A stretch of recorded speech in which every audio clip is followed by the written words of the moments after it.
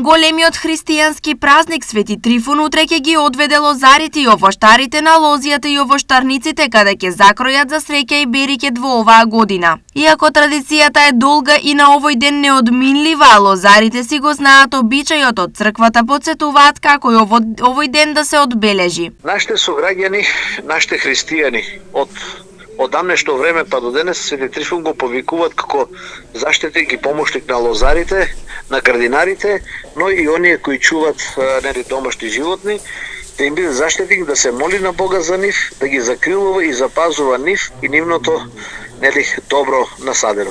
Освен лозарите и овоштарите, празникот Свети Трифун е голем ден и за останатите верници. Сите очекуваат да им се трупаат убави работи. Здравје само тражам од Бога да ми даде. Не така, на сите здраве, нека дава и мир да биде. Повечко пари. Поголеми пенсии да имаме. Здравје. Православната црква го слави Свети Трифун како поим за младост и доследност кон христијанските традиции. Живеел во 3-тиот век во Мала Азија, каде и денес почиваат неговите мошти. Освен мал дел кој е во Москва, во храмот посветен на него.